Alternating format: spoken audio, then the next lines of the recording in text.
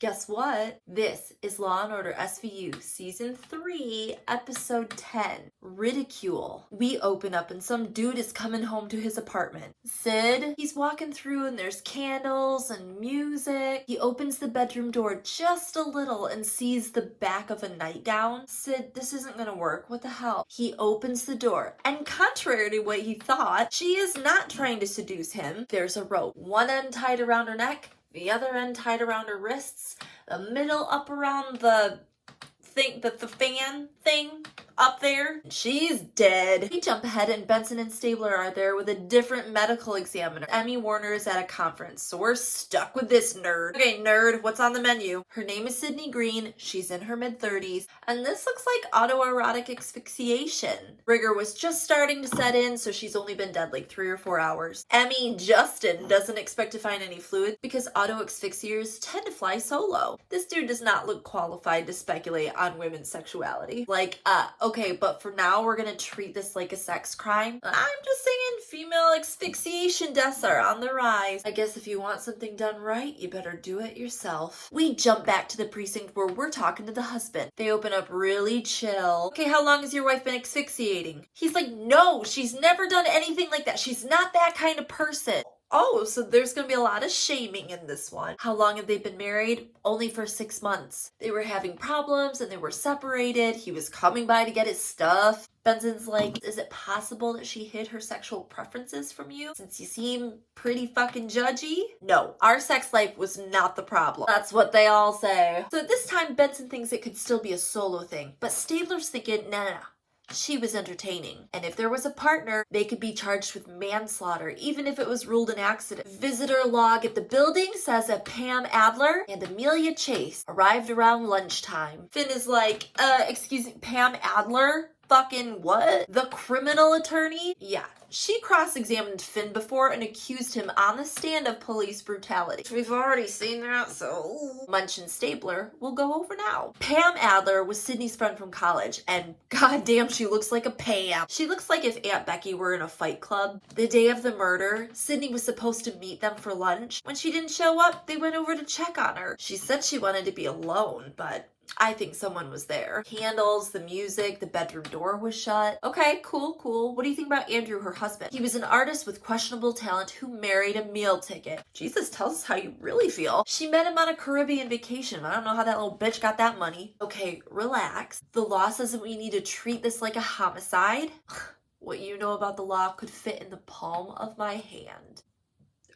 Okay. We find out from Pam that Sydney had Andrew sign a prenup. How much is she worth? I don't know. Let's go talk to her divorce attorney. What does that guy say? She made a killing in junk bonds but lost her shirt in the tech market. I have no fucking clue what any of those words mean. They don't think Andrew knew a lot about it because Sydney handled the money. Munch and Finn are waiting for Amelia outside of a spa. Man, and what they have to say about women's beauty is just pure poetry. And here's Amelia with a banana clip of the gods. She knew Sydney from like stock stuff, and she's just, I wrote Smartymarmy as Pam. She's just as Smartymarmy as Pam. I just assumed that she died of an accident. She's always doing super risky stuff. You know, like stocks and kinky sex. Like what? Like ropes. So here's the thing, and Munch and Finn see this too. She's claiming to be super close to Sydney, like close enough that she's gonna tell details about her sex life. But she also doesn't seem very torn up that Sydney is dead. But we can't yet rule out the husband. Let's talk to him. Okay, Andrew, did you kill your wife for the money? What money? We were broke. Well, we think you might be lying because you also said she didn't do kinky sex stuff. And somebody else told a totally different story. The system is gonna go a hell of a lot easier on you if you come clean. He puts his head down, takes a deep breath.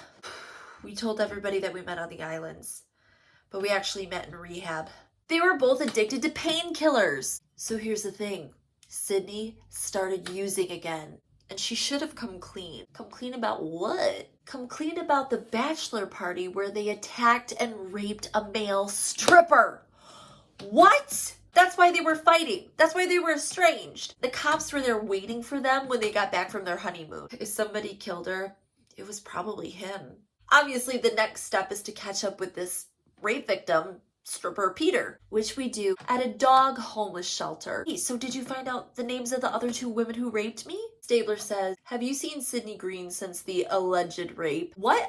Excuse me? Fuck you, Stabler. If you're not here to help me, why the fuck are you here? They tell him that Sydney Green is dead. He says the cops made fun of him and treated him like shit. They told the nurses that it was a scam. I have a reason to be angry, but I didn't kill her. He gives his alibi and walks off. Meanwhile, Munch and Finn are with that nerd Emmy, Justin, who has a doll that's made up of bags of flour and water, and it's strung up like Sydney's body was. This is how she might have accidentally killed herself. Emmy Justin is convinced it was an accidental death. Peter's alibi checks out, and the husband's alibi checks out. And what is stuck up your butt, Stabler? He says, okay, case closed. No, there's still an open rape case. We need to go talk to Cabot. We're gonna go ahead and skip over all the bullshit that Stabler said in the next scene, because I'm sure it's just there for the audience to hear what some people think. And we're just gonna say unequivocally, men can be raped by women, even if they're a stripper, even if his live-in girlfriend doesn't believe him, even if they have a physiological response, it doesn't make them responsible for getting raped. So fuck you, Stabler, for not believing the victim, and fuck you, Cabot's boss, who refuses to take this up because it's not winnable. And good on you, Cabot, for being the only one in here with balls big enough to take this case on. So Stabler is sitting across from Huang eating some dinner in the precinct. Stabler's got some kind of deli sandwich, and Huang has a little bowl of soup and a Tupperware full of little cut veggies. How did Peter Smith let 3 women overtake him? Will you tell women not to fight back? That's different. How? Men are stronger. They can overpower women. Listen, men are taught not to hit females. If you're angry, walk away. A lifetime of these lessons. Huang says that there's probably a lot more rapes out there that guys don't come forward with. Too fucking embarrassing because of pricks like you. Okay, let's interview Peter Smith again. We sit stripper Peter down. He says he's not even a stripper anymore. Not since the attack. All right, break it down for us. What happened that night? He showed up. There was 30 drunk ladies. He only had soda. Did you feel funny after drinking it? Why? Because I need to be drugged to be raped? Would that make you feel better? He asked the host for payment. She said it was in her office. He followed her in there. 2 other girls attacked him, handcuffed him to the bed. I didn't want to, but my body. Benson's like, look, physical arousal is natural. It does not indicate consent. Rapists use this to mess with their victims' heads. Does this happen to women a lot? Yes, all the fucking time. Stabler says, well, did you say no? Yeah, I screamed no. He said he'd go to the cops. One of these cold bitches said that what I know about the law could fit into the palm of her hand. That sounds familiar. Pam Adler was there. What do you want to bet that Amelia Chase was the other bitch there? Stabler's still skeptical, but Benson's pretty much had it with his doubting Thomas routine. What? So just because men are sex hounds doesn't mean they can't be victims? That's fucking gender bias. Let's go get these 2 bitches. We jump to the precinct where we meet Carolyn Maddox, opposing counsel and badass. We get Pam Adler in a lineup, and Peter picks her out like that. So we jump to the trial. Rape in the 1st degree, sodomy in the 1st degree, unlawful imprisonment, assault. They plead not guilty. So okay, this is a total uphill battle. Pam is out in front of the courthouse. A bunch of news cameras around her. Yes, I definitely had consensual sex with him, but he just wants to be famous. And this is the exact kind of accusation that dilutes the real victims. The judge wants to see Cabot in her chambers. Well, this can't be good. So the judge is not going to make her dismiss the case, but she is going to make Cabot sit second chair to some crusty old white dude lawyer. The defense has put up a motion to dismiss, which is total bullshit. But now, before they can actually get to the trial, they have to argue to a judge that yes, a man can in fact be raped. Back and forth, blah, blah, blah. Motion to dismiss is denied. This is good.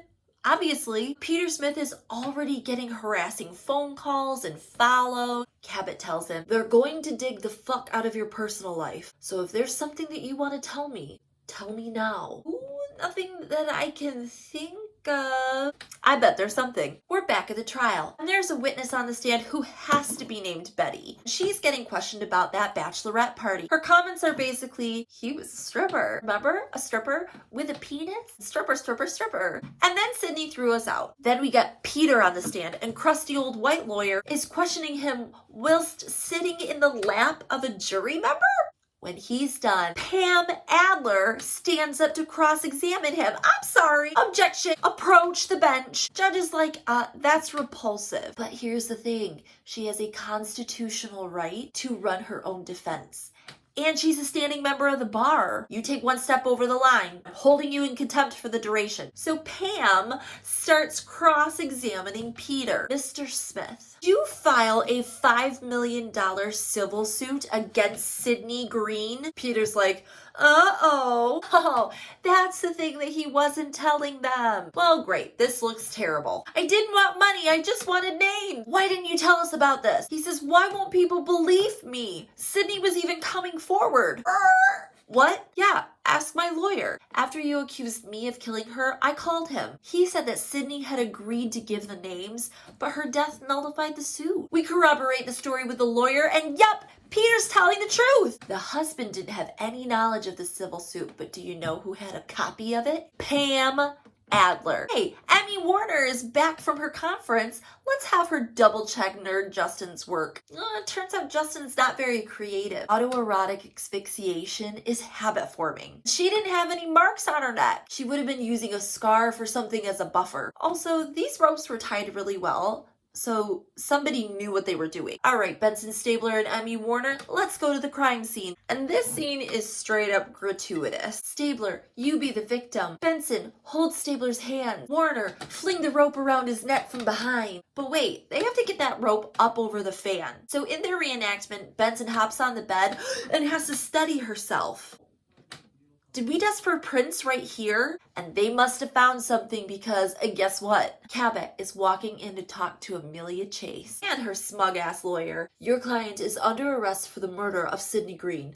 So let's horse trade. Plead out to murder 2 in exchange for your testimony against Pam Adler. 12.5 for the homicide, 7 to 15 for the rape. Your generosity overwhelms me. Slayer motherfucker looks like Megamind. Biggest forehead you've ever seen. He wants to know what Cabot's basing this on. Oh, I'm glad you asked. Your client's fingerprints were found at the scene. And don't give me this, she was a friend so her fingerprints would be there. It was on the ceiling. Oh, and also we found autoerotic asphyxiation, like toys and shit, at her apartment. Ugh, fine. She takes the plea and we jump ahead to her testifying against Pam Adler. Yes, we definitely raped him. Pam threw cash at him at the end before he left. Unimportant side note, they flash over to the jury and everybody's looking really stoic, except for one weird dude who's smiling? He should not be on this jury. So Amelia gets cross-examined hard. And it obviously hurt the case because the verdict is in and Pam Adler is found not guilty. Cabot apologizes to Peter and Pam could not be more pleased with herself until they walk out of the courtroom and she immediately gets arrested for the murder of Sidney Green. And that was Law & Order SVU Season 3 Episode 10. Jum jum.